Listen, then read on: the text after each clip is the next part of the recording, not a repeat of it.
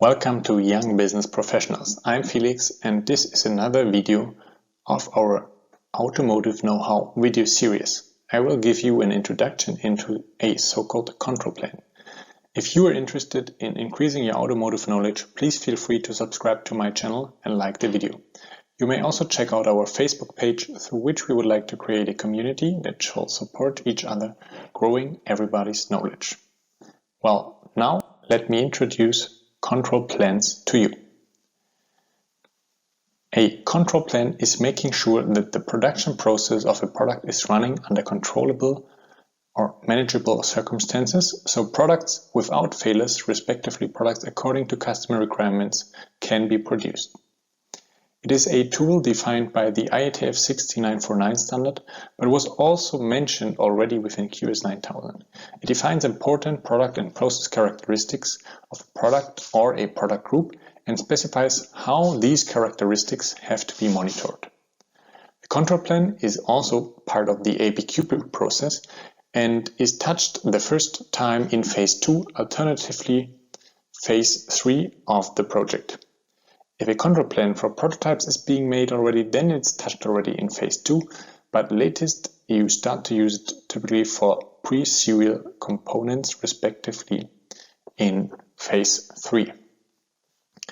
I have created this chart in order to explain a little bit more in detail how a process plan looks like, which inputs he's using, what you can do with that tool, and what should be the result of using it. Within a control plan, you are listing the production process of the product, starting from raw materials entering your plant until the finished goods leaving your plant. This is already described in a process flowchart, so the information from the flowchart can be carried over to the control plan. Each process may influence specific characteristics of the products that will be listed in the control plan as well. These characteristics might be special characteristics requested by the customer, but it might be also usual dimensional characteristics specified on the drawing of the product, or it might be information derived from the product and process FMEA. Once these characteristics are all listed in the control plan, a test method per characteristic is defined in order to make sure that it will be checked.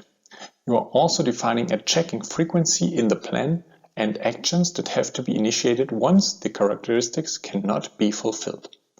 So then, during the production of the product, this plan is controlling that all these defined requirements will be kept, and in case one of them is not kept, a specific action is derived that will either make sure that the requirements will be fulfilled after some rework action or similar, or the product is exiting the process. On this way, the control plan makes sure that just products according to defined requirements may leave the company.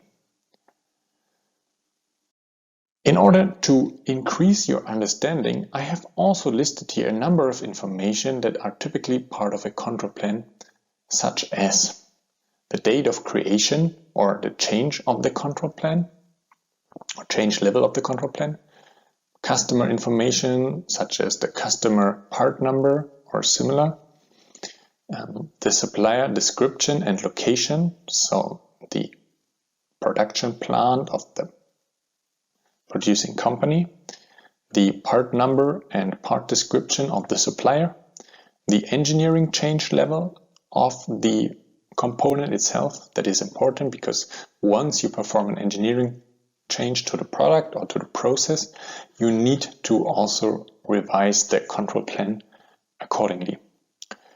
The level of the control plan, is it used for prototypes, is it used for pre-serial production or for serial production, needs to be marked. Supplier contact information should be available so the customer can get in touch with somebody that can answer some questions on that control plan. Then there should be a process step description based on the process flowchart. In the best case, also the numbers of the process flowchart are carried over to the process steps in the control plan. In addition, special characteristics are included in the control plan and they are marked exclusively. Also, the specification of characteristics have to be defined in the control plan, such for example, like tolerances of a dimension, and also the number of the equipment of the relevant process step in which a dimension might be influenced should be mentioned, as well as general test methods and evaluation techniques should be listed in control plans.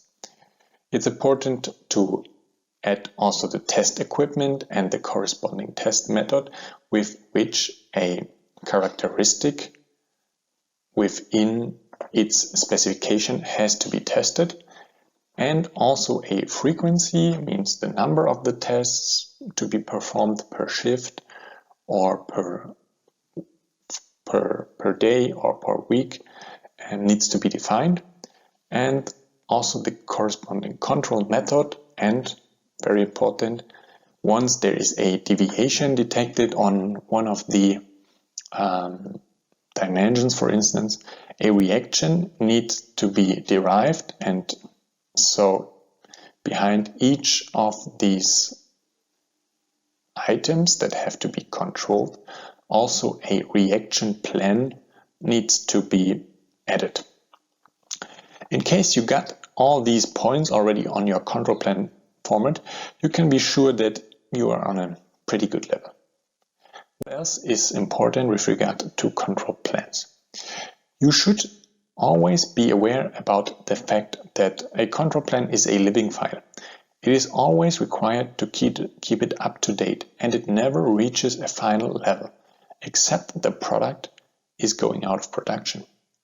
Once a drawing, a FMEA or the process flow changes, it is important to also update the control plan accordingly.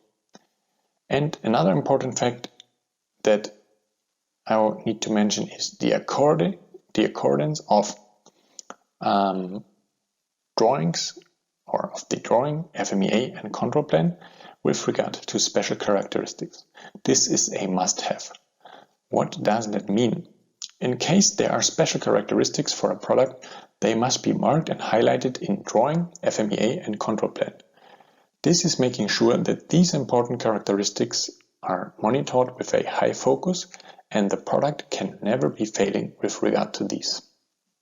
So that's it. I hope you got a rough introduction into control plans. We will follow up with further videos handling automotive process topics. I hope you enjoyed this video. In case you did, I'm looking forward for your likes and your feedback below the video. Please subscribe to the channel to not miss further updates. Please feel free to join also our Facebook community. You may find the link below the video. Have a great day.